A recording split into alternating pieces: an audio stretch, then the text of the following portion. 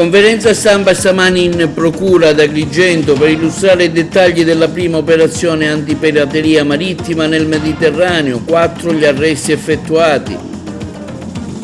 Diffuso dalla Polizia di Stato un video sui truffatori che non vanno mai in vacanza, raccomandazioni in particolare per gli anziani. Fine settimana ricco di eventi in provincia, il premio Alessio Di Giovanni a Raffadali, il Mimosa d'Oro ad Agrigento, a Siculiana ha revocato lo sposalizio di Chiaramonte Doria. Consuntivo della prima settimana di ritiro dell'Acragas fatto dal direttore generale Graziano Strano.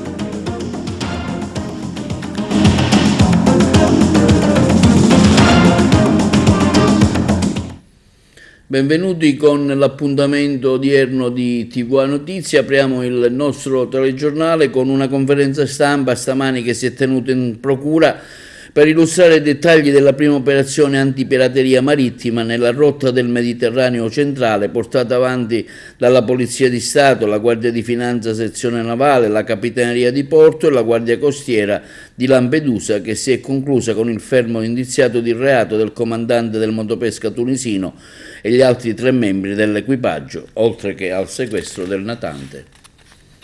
Conferenza stampa stamani in procura ad Agrigento per illustrare i dettagli della prima operazione antipirateria marittima nella rotta del Mediterraneo centrale, portata a termine dalla Polizia di Stato, la Guardia di Finanza sezione navale, la Capitaneria di Porto Empedocle e la Guardia Costiera di Lampedusa, che si è conclusa con il fermo di indiziato di reato del comandante di un motopesca tunisino e degli altri 3 membri dell'equipaggio, oltre che al sequestro del natante. I fermi sono stati convalidati dal GIP del Tribunale di Agrigento, che ha anche messo a carico di tutti e 4 gli indagati la misura della custodia cautelare in carcere.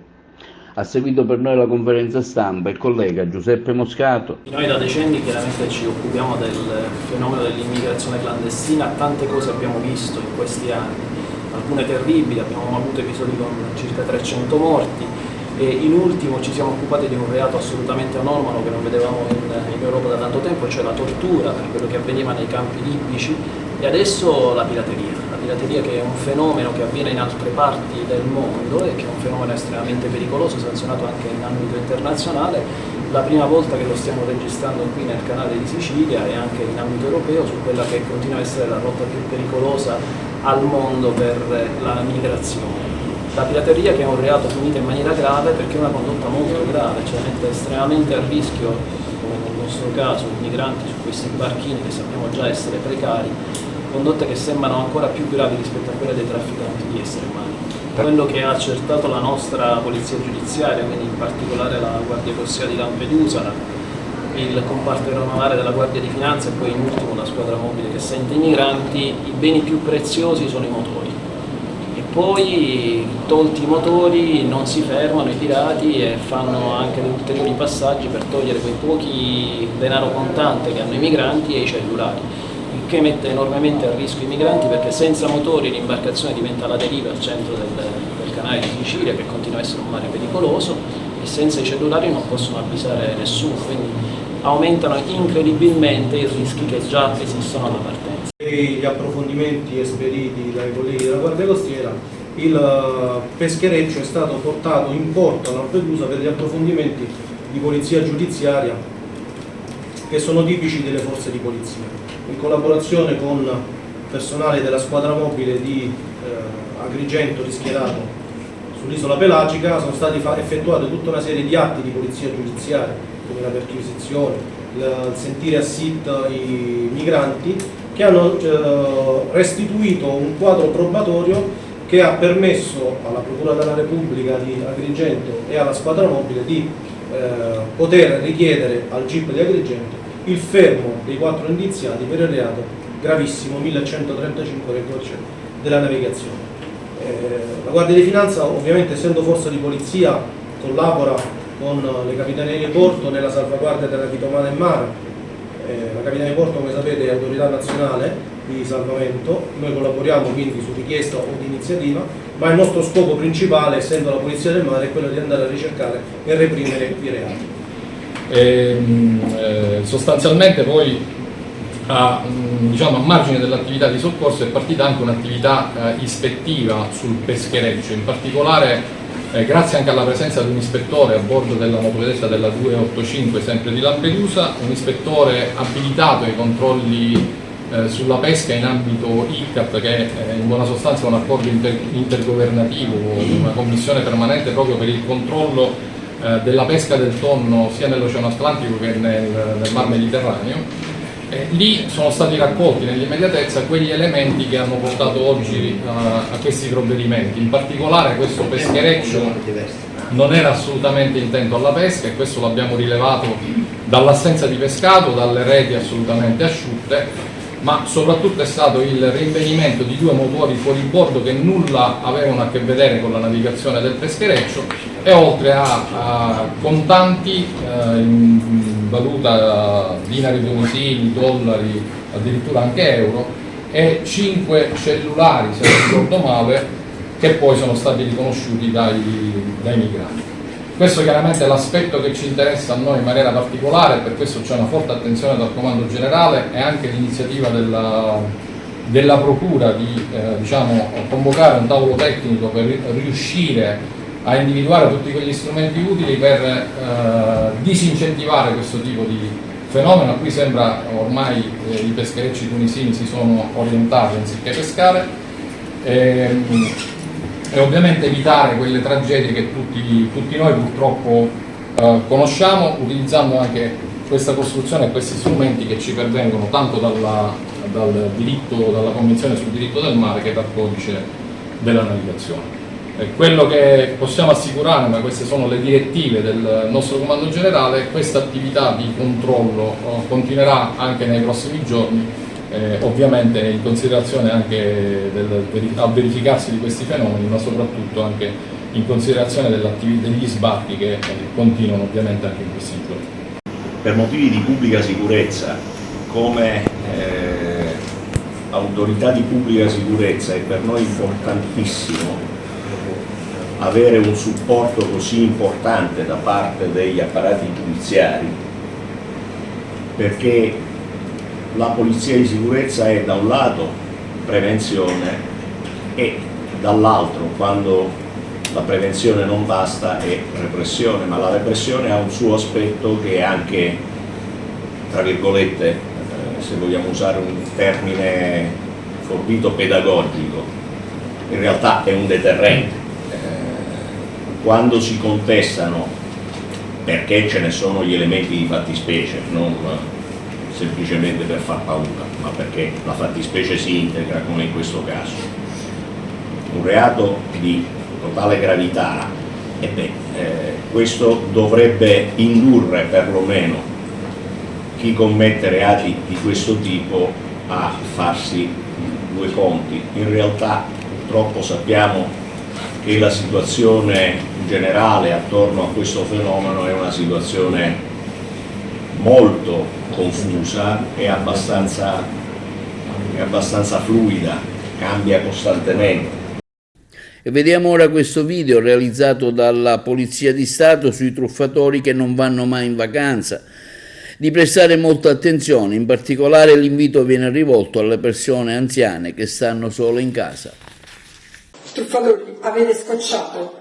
Prima bussavate con la scusa del contatore per la bolletta del gas o della luce.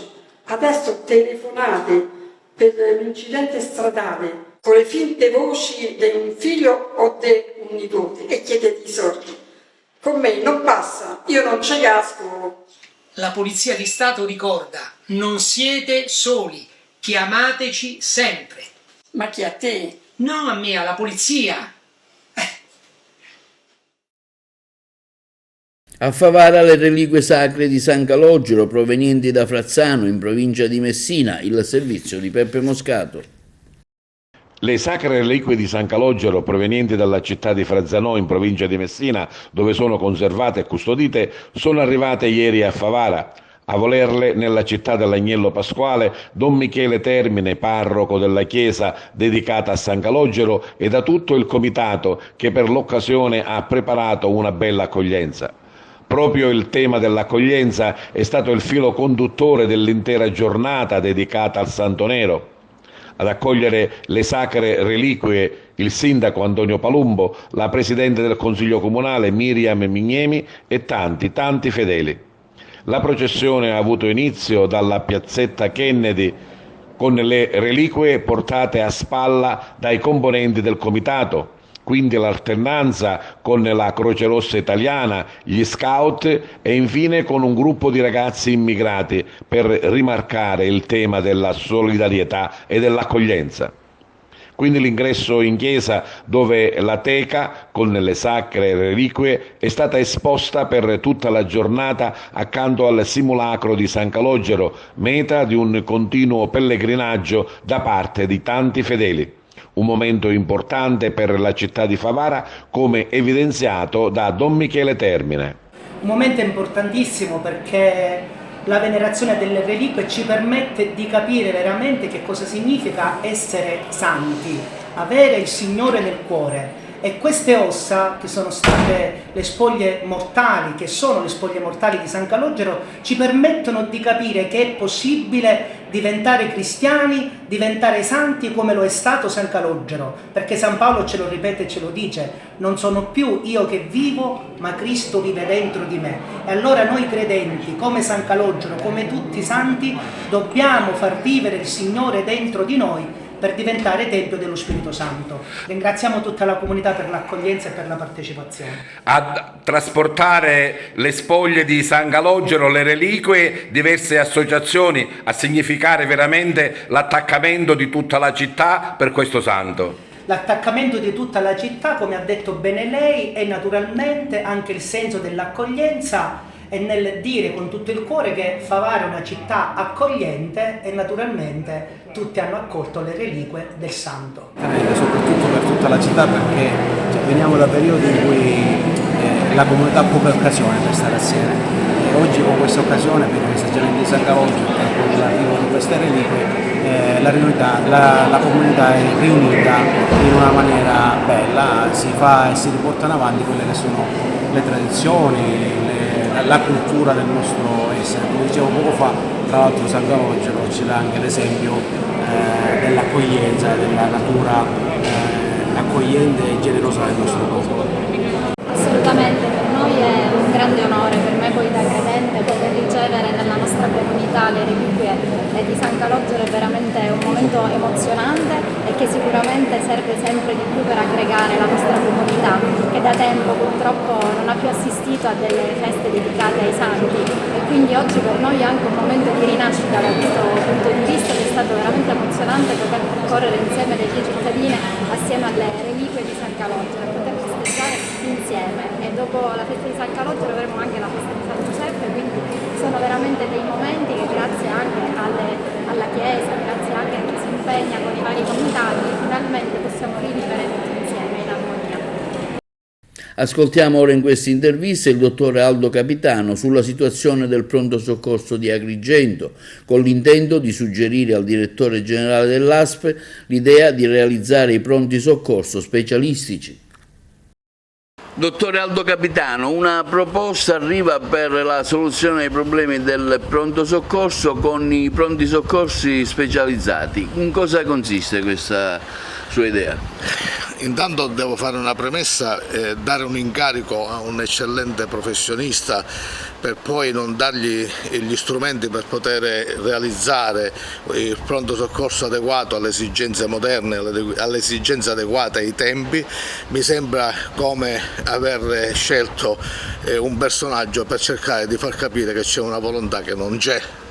E allora, se Caramanno deve essere aiutato, il primo ad aiutarlo deve essere il direttore generale dell'ASP, che deve comprendere che alle sue spalle c'ha un degrado, un forte degrado, la cui sofferenza è proprio cade come una spada di Damocle su tutti i pazienti che si recano al pronto soccorso e i parenti che vedono soffrire i loro pazienti. E io da medico devo dire che Caramanno ha avuto un grande sussulto di orgoglio e questo mi fa piacere e me ne compiaccio, ma io devo dire a Caramanno che lui deve pressare soprattutto il direttore generale a fornire i mezzi più adeguati e idonei e fare una serie di pronto soccorso che sarebbero specialistici, in quanto per le piccole emergenze, cioè arriva una persona che si deve suturare la cute per piccole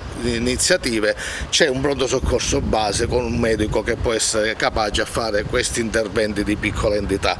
Ma se arriva una patologia cardiologica con un problema serio, io penso che non dovrebbe questo paziente essere trasportato di qua e di là, ascensore, salire al piano e quindi perdere secondi che sono utilissimi per restare in vita. Allora andrebbe fatto una postazione di pronto soccorso di emergenza cardiologica proprio accanto all'altro, che è quello che serve a fare le cose di minuteria, e assieme a quello cardiologico accanto quello ortopedico traumatologico e anche, se necessario, uno ginecologico o meglio ostetrico, che forse è più adeguato, e naturalmente tutte le branche che sono a rischio imminente devono essere messe tutte accanto in spazi adeguati, creati da un ingegnere che sia abilitato e capace a fare un progetto che sia uguale e identico, meglio ancora magari rinnovato rispetto a quelli che abbiamo negli ospedali di alta eccellenza. Non vedo perché ad Agrigento noi dobbiamo sempre piangere le conseguenze di una politica che non è efficiente, non è efficace e che non dà la possibilità di realizzare le iniziative che servono a tutelare la comunità e la collettività. Anzi, secondo il mio giudizio, sarebbe giusto anche che all'alto del comando delle unità sanitarie della Sicilia e dell'Italia non ci sarebbe una persona incompetente, ma ci dovrebbe essere un alto specialista medico che sia in grado subito di percepire e di capire cosa è necessario per far andare avanti un ospedale o per far andare avanti un distretto sanitario. Per cui praticamente sono del parere che bisogna tornare a dare spazio ai medici, anche se pur politicizzati, perché la politica entra ovunque, però dobbiamo cercare di essere un po' più seri e capire che non possiamo vivere in questo degrado, che è un degrado assoluto, ahimè. Non bisogna purtroppo dire che dobbiamo vergognarsi, non possiamo vergognarci e dobbiamo cercare di essere non una spina che al tallone dà fastidio, ma deve essere più che altro una soletta che deve cercare di far camminare meglio la sanità agrigentina e anche del nostro paese, della nostra nazione, e copiare gli ospedali di eccellenza. Stop al reddito di cittadinanza, le reazioni nella capitale siciliana, a Palermo. Sì, la situazione è abbastanza critica a Palermo, sono 170.000 infatti i percettori del sussidio del reddito di cittadinanza nella città, nel capoluogo siciliano. Di questi praticamente il 30% perderà il sussidio già a partire da agosto, quindi in luglio è stata l'ultima rata, l'INPS gli ha mandato il messaggio dicendogli che il reddito di cittadinanza sarà sospeso a meno che questi nuclei familiari non vengano presi in carico dai servizi sociali. Però la gente non sa cosa deve fare per essere presa appunto in carico da questi servizi sociali e infatti venerdì mattina andremo direttamente all'ufficio dei servizi sociali e capire un po' la situazione. Cosa si rischia in città come Palermo? Ma si rischia che la gente non sa cosa deve fare, si rischia di ritornare allo sfruttamento, si rischia di tornare al lavoro in nero, tutte misure appunto che il reddito di cittadinanza aveva cercato di contrastare, ha contrastato anche bene. La gente finalmente era tornata a vivere, aveva acquisito nuovamente una dignità sociale, era tornata quindi a pagarsi le bollette, a pagarsi l'affitto. C'era gente che prima del sussidio viveva addirittura in macchina, non sapeva dove dormire e grazie insomma al reddito di cittadinanza hanno potuto finalmente comprare anche i beni di prima necessità nonché appunto pagare l'affitto e poter sfamare appunto la famiglia. Sapevamo che doveva arrivare questo messaggio ed è arrivato a quasi 70.000 persone.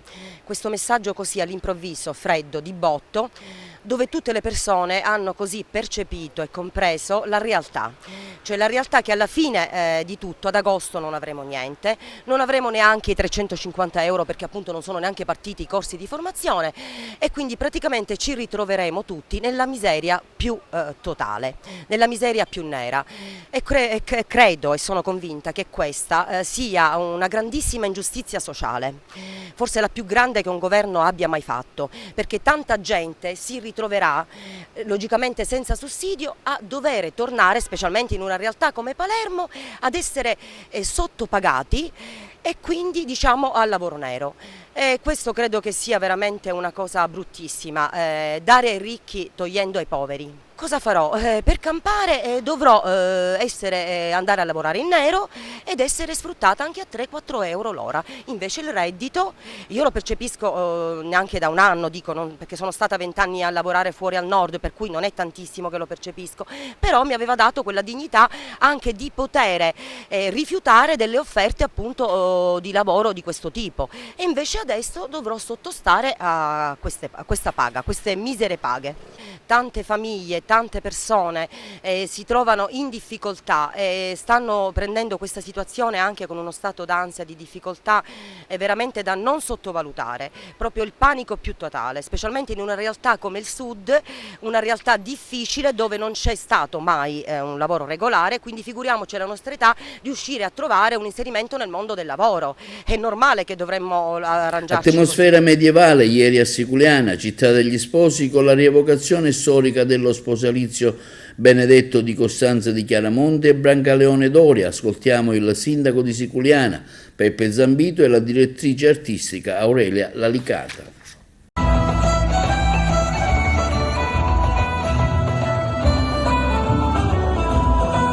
Anche quest'anno riproponiamo il matrimonio, lo sposalizio benedetto di Costanza e Brancaleone Doria. Una leggenda, una storia che abbiamo voluto riproporre e che già da diverso tempo, attraverso un percorso storico nel centro di Calat appunto, è possibile anche visitare.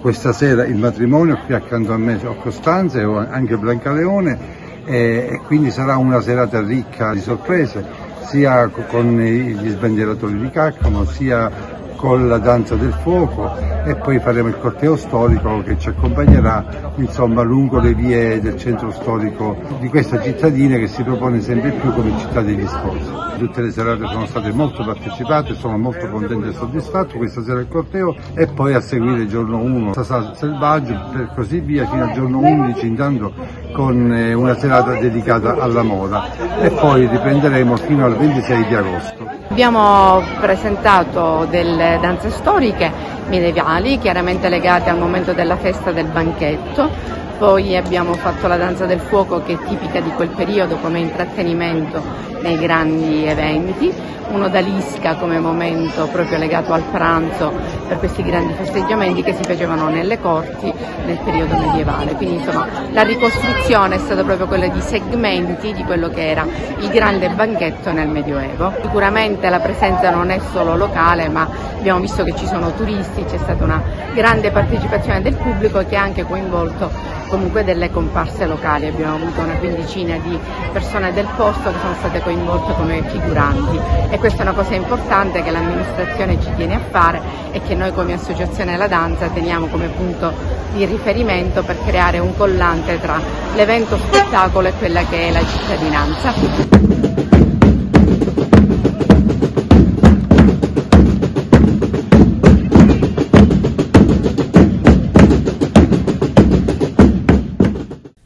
E si è svolto nella serata di ieri il premio Mimosa d'Oro, giunto alla sua 32esima edizione, promosso dal Centro Guttuso di Favara, presieduto da Lina Gucciardino. Premi speciali Mimosa d'Oro sono andati a Carmela Pace, presidente del comitato Unicef, e all'atleta paralimpica Monica Graziana, contraffatto il servizio.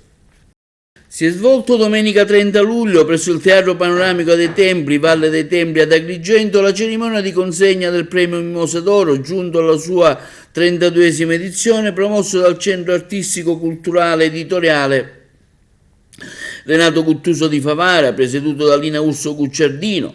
Due le premiate con la Mimosa d'Oro 2023, e sono Carmela Pace, presidente del Comitato Italiano per l'Unicef, e Monica Graziana Contraffatto, caporal maggiore scelto nel ruolo d'onore dell'esercito italiano, medaglia d'oro al valore all'esercito e atleta paralimpica. Nel corso della serata sono stati anche consegnati dei riconoscimenti speciali a Gabriela Cucchiara, presidente FIPE, a Laura Di Giovanna Nocito, artigiana del corallo, Segliela Cannina, ispettrice regionale della Croce Rossa Italiana, Laura Leto, imprenditrice, Pieralisa Rizzo, giornalista, e Shadi Shamagani, fotografa iraniana. Ad arricchire la serata l'esibizione di diversi artisti, le farfalle luminose di Giovanni Principato, la soprano Piero Grisafi, il maestro Mario Renzi con il suo violino, la cantautrice Ibla, proposta da Amici, accompagnata dal maestro Salvo Cibetta. Ha concluso la serata lo spettacolo musicale di Iva Zanicchi. Cresce e fiorisce sempre più bella, e questo è veramente un orgoglio per noi del Centro Guttuso, che lo portiamo avanti da 33 anni, e forse perché noi crediamo in questo premio, crediamo nelle donne siciliane, crediamo nel loro valore e soprattutto nella forza di portare avanti ideali, di combattere senza arrendersi per fare grande la nostra Sicilia. Quest'anno veramente abbiamo dimostrato che anche la disabilità, anche qualcosa che può andare male per le donne siciliane, è invece qualcosa di bello, qualcosa di grande, che riescono a trasformare in onore per noi siciliane. Ecco, che dire, il premio Mimosa d'Oro va veramente crescendo, perché il Centro Guttuso cresce con lui, e soprattutto il merito va ai soci, che sono qualcosa di importante per noi, perché siamo una grande famiglia, crediamo negli ideali, crediamo nel valore della vita, nei veri valori, e li portiamo avanti, e stasera li portiamo avanti non soltanto con le parole, con l'esempio, e soprattutto dando dei momenti di riflessione, e diciamo loro, riflettiamo, ma soprattutto stasera rilassiamoci un pochino, godiamo un po' di serenità, un po' di svago che oggi l'abbiamo. Le scelte sono sempre difficili nella vasta gamma dei personaggi che si distinguono, voi però cercate sempre di ottenere il massimo. Sì, cerchiamo di ottenere il massimo, anche perché ci accorgiamo che le donne veramente pian piano escono fuori, e quindi li troviamo sempre con difficoltà, ma anche diciamo con una certa facilità, perché ce ne sono tante che lavorano per fare bella la nostra Sicilia. È un evento molto emozionante, e veramente lo stare qui mi fa pensare a tante cose, e soprattutto ai bambini. Il premio io non lo prendo solo per me, ma lo prendo per tutti quei bimbi che sono accanto a me in questo momento sul palco. Ecco, il vostro lavoro, diciamo, impegnativo anche durante tutto l'anno. Come si è distinta quest'anno la sua presidenza? Guardi, si è distinta che ci siamo tanto impegnati durante il Covid, ci siamo impegnati durante la guerra in Ucraina. Ci stiamo ancora impegnando nella guerra in Afghanistan, perché sembra dimenticata, ma dimenticata non è.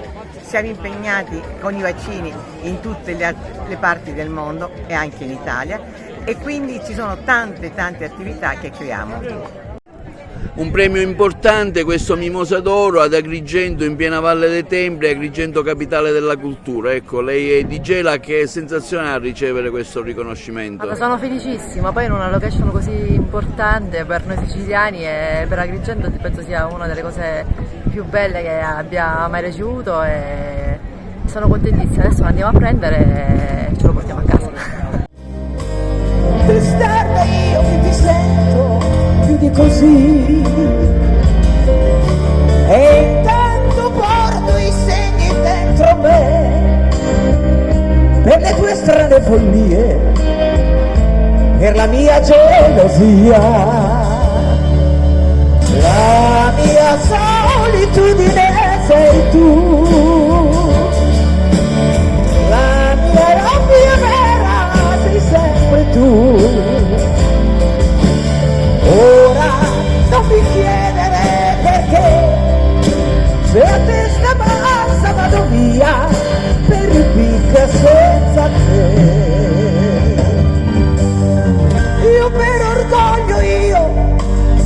salverei. E dei tuoi inviti cosa ne farei?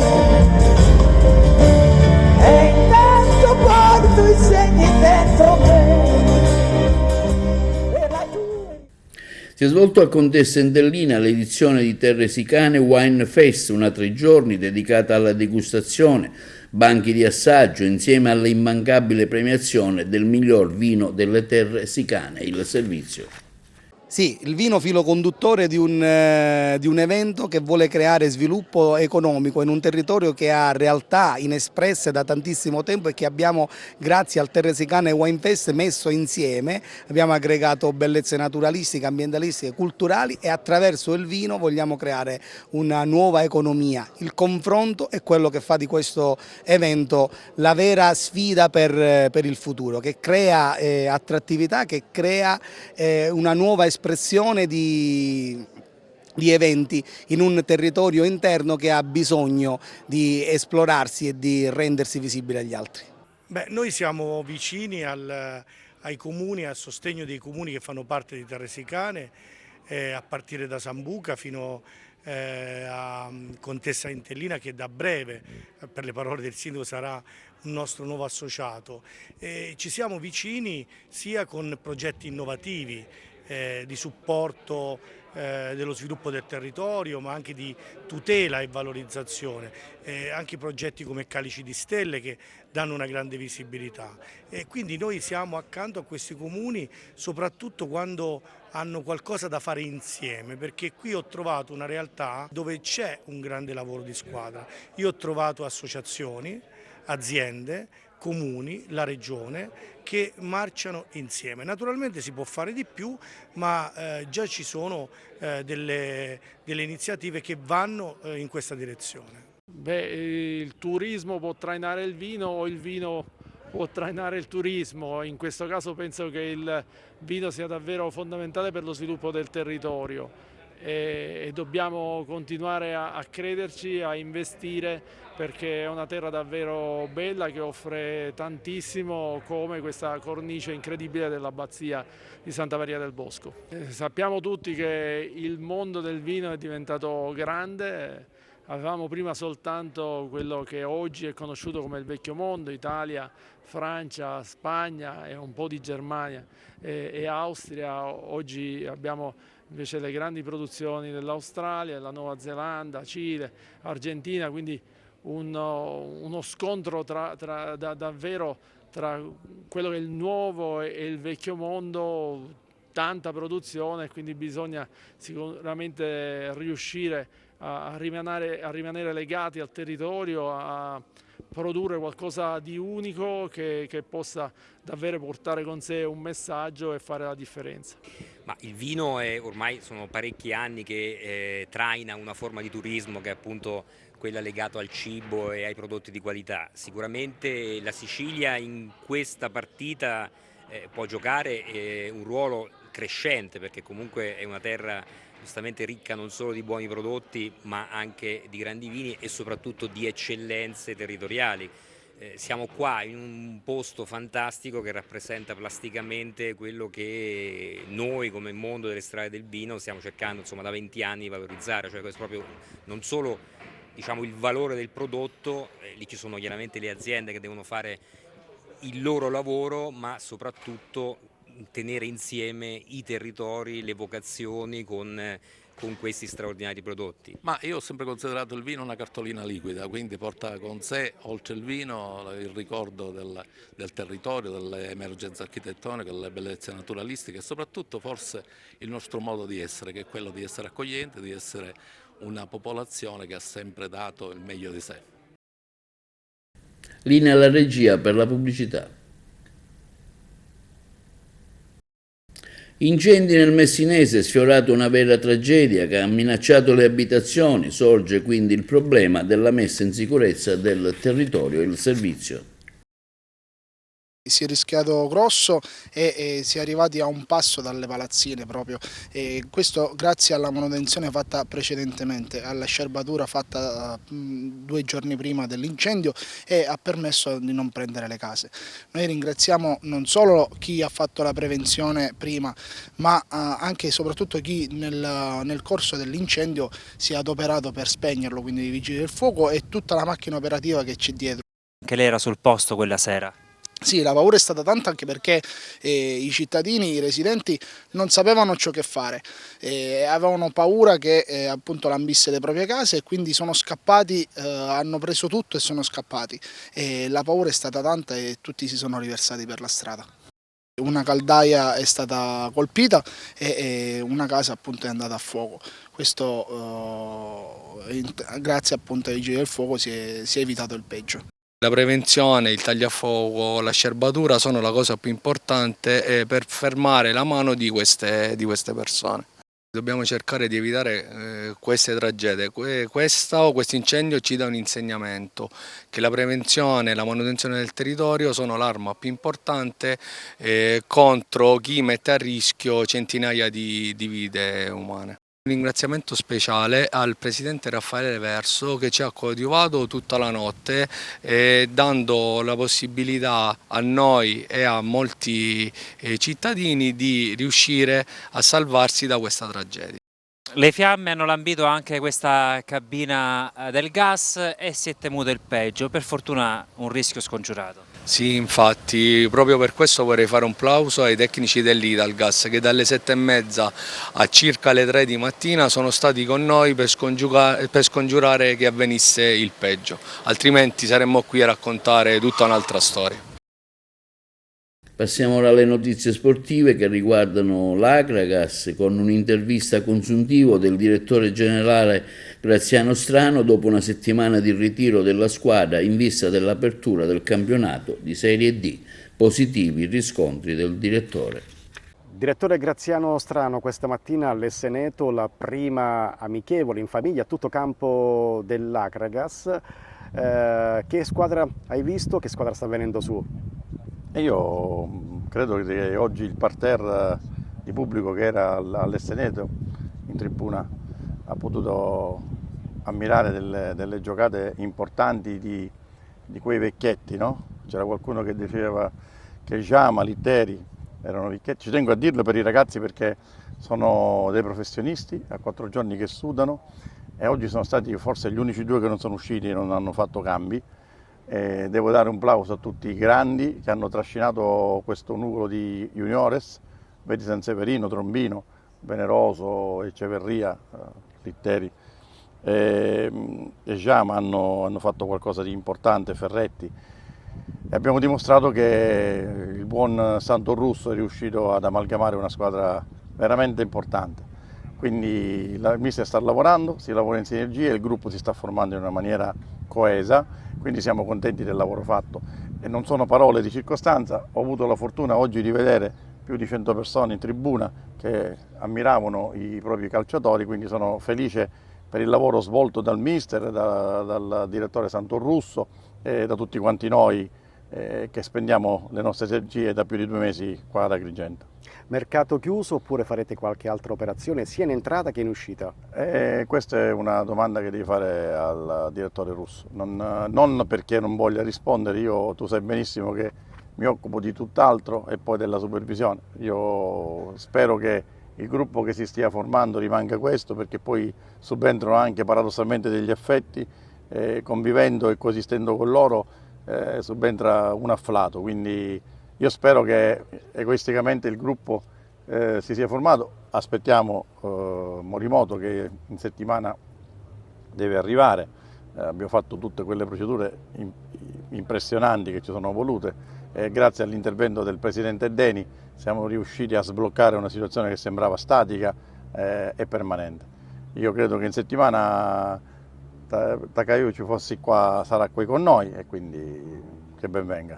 Ecco, Morimoto cosa può dare a quest'Akragas? Ma se Morimoto dà quello che stanno dando Litteri e Giama, mi preoccuperei per qualcun altro.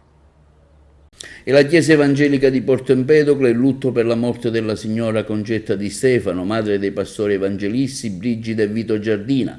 I funerali si svolgeranno nella Chiesa Evangelica Cristo Libera, sita in via Napoli 43 a Porto Empedocle, giorno 3 agosto alle ore 15:30. Le condoglianze di TVA alla famiglia. E si è svolto a Raffadali la 26ª edizione del Premio Alessio Di Giovanni 2023 presso la Sala del Consiglio Comunale. Diverse le sezioni in cui si è articolato. I premi speciali per la legalità sono stati assegnati a Luisa Impastato, Gaetano Aronica e Domenica Brancato, direttrice del museo. Un ampio servizio nel telegiornale. Si è svolta a Raffadali la 20ª edizione del Premio Alessio Di Giovanni 2023 presso la Sala del Consiglio Comunale, alla presenza delle massime autorità e del sindaco Silvio Cuffaro, coordinato dal regista Enzo Alessi. Diverse le sezioni in cui si è articolato quello dedicato alle poesie in lingua siciliana, il concorso di poesie in lingua italiana, la sezione dedicata ai racconti in lingua italiana e quelli in lingua siciliana. Quindi la seconda parte ai premi speciali legalità assegnati a Luisa Impastato, Gaetano Aronica per lo spettacolo Ombre, Domenica Brancato, direttrice del Museo Mudia. Quindi i premi speciali culturali e di impegno sociale, per concludere le pergamene speciali assegnate alle scuole della provincia di Agrigento. Alessio Di Giovanni in fondo era questo, un amante della propria terra e valorizzava anche il linguaggio, i costumi, tutto quello che riguardava la Val Platani, quindi anche questa zona. Ebbene, noi da 26 anni portiamo avanti questa iniziativa e siamo felici quest'anno di averla riportata qui a Raffadali, perché in fondo Raffadali qui venne inventato questo premio e qui noi vogliamo che la gente prenda coscienza del valore di questo riconoscimento. I premi vengono dati in base a delle giurie selezionate e qualificate che nell'arco dell'anno scelgono e propongono i nominativi. Esatto, precisamente è così. Giurie che si riuniscono più di una volta e alla fine, sia per i concorsi sia anche per i premi speciali, propongono loro. Siamo arrivati alla 26ª edizione grazie alla caparbietà, all'impegno costante e continuo del Presidente della Biblioteca di Raffadali, Enzo Alessi, che ringrazio per il lavoro che sta svolgendo nella mia comunità. Oggi siamo già arrivati alla 20ª edizione e non conosco i premiati, però c'è stata una commissione molto severa nel giudizio e penso che avranno sicuramente scelto il meglio che c'era tra coloro che hanno partecipato a questo premio. Sono molti i premiati, come si sa l'Accademia Teatrale Nazionale ha fatto questo premio nazionale che coinvolge molte, ci sono premi speciali, il premio che riguarda la poesia che riguarda il dialetto. È inutile ricordare chi era Alessio Di Giovanni, è uno dei poeti secondo me dello scorso secolo che ha caratterizzato maggiormente il territorio regionale. Noi abbiamo portato avanti per tanti anni il nome di questo grandissimo scrittore e siamo oggi felici di poterlo non solo con il suo nome premiare ma nello stesso tempo ricordarlo. Premio speciale per la sua attività, anche per quello che lei ha subito durante uno spettacolo a Palermo ricordando Don Pino Puglisi? Allora, i pupi antimafia, quelli che facciamo noi, nascono nelle scuole, ma vogliono essere anche uno strumento per poter parlare con tutti. Purtroppo ancora oggi c'è qualcuno che ritiene che la mafia sia ancora una cosa buona, ma questo è quello a cui noi ci opporremo sempre e comunque. Diceva Pino Puglisi, o si è cristiano o si è mafioso. Sì, questa è la cosa che io dico sempre, o sei cristiano o sei mafioso, non puoi essere tutte e due cose assieme. Cosa rappresenta questo premio, anche per quello che lei fa per il suo impegno sociale? Ma devo dire che è un incoraggiamento, perché Enzo Alessi mi ha subito chiamato e dato tanto coraggio, e quindi questo è veramente un grande incoraggiamento per continuare. È un onore che voglio condividere però con chi insieme a me porta avanti questo percorso di memoria e che ho voluto dedicare a mia nonna, perché è stata lei che ha iniziato a difendere, a diffondere la memoria di Peppino, permettendo a questa storia oggi di diventare una storia collettiva che continua ad essere un esempio per tante persone, soprattutto per i giovani. Il messaggio di Peppino ancora legge e viene costantemente ricordato. Quanto è importante anche il ricordo di del sacrificio che ha fatto Peppino. È incredibile, dicevo, come siano soprattutto i ragazzi che oggi sentono vicino Peppino. Credo che questo sia dovuto al fatto che Peppino era un ragazzo e soprattutto che i suoi temi, le sue istanze, le sue lotte sono ancora le nostre lotte, sono ancora tremendamente attuali. Peppino, credo che il messaggio più importante che ci abbia lasciato sia il coraggio di scegliere. Non dimenticare, ovviamente. Per non dimenticare, per ricordarci sempre da che parte stiamo. Tra l'altro oggi è una giornata importante perché ricorre purtroppo l'anniversario 40 anni del magistrato Chinnici e della sua scorta. Rocco Chinnici, tra l'altro, è stato anche per la nostra storia molto importante perché è stata la persona che ha creduto alla tesi dell'attentato mafioso e che ha inaugurato poi quel processo giudiziario che ha portato 24 anni dopo alla condanna dei mandanti dell'omicidio di Peppino. Sei stato premiato anche per, oltre al tuo impegno civile, chiaramente anche per la manifestazione teatrale che porti avanti, che è Ombre, una commedia molto importante. È forse la cosa più bella, prendere un premio per questi ragazzi, per questa compagnia che mi porto dietro da 5 anni, costruendo cultura. Io l'ho detto in questi giorni, la cultura, parlando anche di cose diverse come il mandorlo in fiore o San Calogero, la cultura non si improvvisa, la cultura si costruisce mattone per mattone, per cui io sono felice di aver preso questo premio per Ombre, più che per me, per i miei ragazzi. Ricordiamo una data che tu hai voluto anticipare, il 6 agosto a Comiso. Sì, il 6 agosto sarò proprio al Donna Fugata Film Festival a presentare il nuovo docufilm per Rai Cinema, dove interpreterò il ruolo del grande scrittore siciliano Gesualdo Bufalino. Per me è un motivo di grande onore, sono sempre vicino alla cultura, alla letteratura, Sciascia in particolare, ma anche Bufalino. Voglio dire, andiamo nella Sicilia dell'Est a scoprire qualcosa di bello. Ricordiamo un appuntamento di Ombre prossimamente qui alla Scala dei Turchi a Realmonte. Alla Villa Romana, a gentile richiesta, il Parco ha voluto questo spettacolo per 2 date esclusive che sono l'8 di agosto alla Villa Romana, ingresso gratuito, libero, sin esaurimento posti, davanti al mare sotto la Scala dei Turchi, e il 21 a Sambuca a Palazzo Panettieri, 2 repliche straordinarie per uno spettacolo che credo sia un fiore all'occhiello, insomma, per tutti noi, è bellissimo. Riconoscimento importante per l'attività del Fazzello, ma quanto prima la vedremo ad Agrigento alla guida dell'Istituto Enogastronomico Gallo.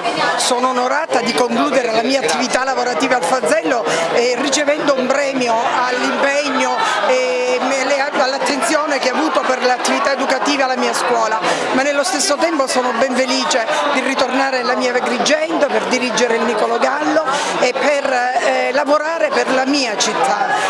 Questo è un motivo di orgoglio e un grande entusiasmo. Sì, questo è per il 5º anno siamo premiati a testimonianza del grande lavoro che facciamo annualmente e per la grande offerta formativa che noi diamo ai nostri alunni. Abbiamo avuto in cantiere diversi progetti sulla legalità e per l'accoglienza, e abbiamo fatto anche una mostra alla Colimpetra, quindi devo dire che sono felice e orgoglioso del lavoro che fanno i miei docenti e tutto l'istituto che mi onoro di dirigere.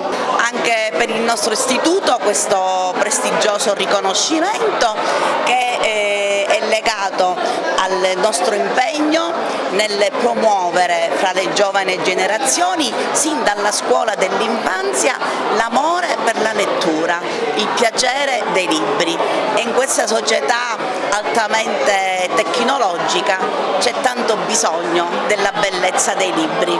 Il premio che ci hanno dato era stato inaspettato e ringrazio tutta l'organizzazione, tutto coloro che ci hanno invitati, e per noi è un premio molto speciale perché diffondere la cultura del surf ad Agrigento è un po' impegnativo, però ci stiamo riuscendo piano piano, grazie alla collaborazione della mia ragazza che mi sostiene tanto, ringraziamo tutti i nostri allievi e questo premio lo devono sentire pure loro, quindi ringrazio anche il Comune di Raffadali. È un bellissimo riconoscimento, sono contenta e soprattutto condivido questo riconoscimento con i miei collaboratori, con l'Ufficio Beni Culturali che quotidianamente porta avanti con me questo progetto di valorizzazione culturale del territorio, e i ragazzi che quotidianamente mantengono vivo l'itinerario Arte e Fede che portiamo avanti. Che dire, porto avanti un percorso incentrato sulla bellezza, ma è un lavoro di squadra e quindi grazie per il riconoscimento. Ecco, il Mudia svolge un ruolo importante, diciamo,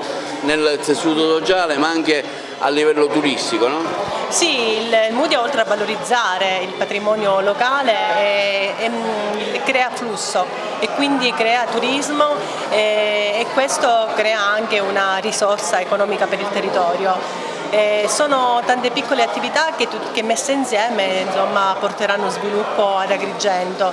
Noi proviamo attraverso attività, attraverso mostre, attraverso diverse iniziative culturali a far crescere questa realtà che serve appunto per creare flusso e creare economia. È un riconoscimento che viene assegnato a me in quanto sono presidente di questo biennio, ma solo per questo, perché comunque va condiviso con tutte le amiche del club che in questi 2 anni mi hanno sostenuta in un processo di comunicazione e innovazione di quello che è stato il club.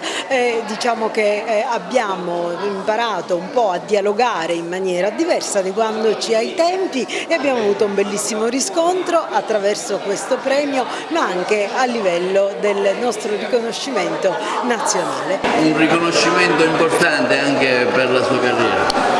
Ringrazio gli organizzatori, il professor Enzo Alessi, direttore artistico di questo premio. Per me è un riconoscimento all'impegno culturale nell'ambito giornalistico. Sono veramente molto contenta per questo riconoscimento di oggi. Lei rappresenta una giuria del premio, una valutazione diciamo difficile che viene fatta ogni anno, ma all'infuori di questo un premio importante per i riconoscimenti che dà a chi lavora tutto l'anno per la cultura, la tradizione e i riconoscimenti nel mondo letterario. Il premio è un piacere ma anche un atto d'obbligo nei confronti di chi veramente si spende quotidianamente per diciamo, la diffusione della cultura, della legalità, della trasparenza e quindi di tutto ciò che ruota attorno alla vita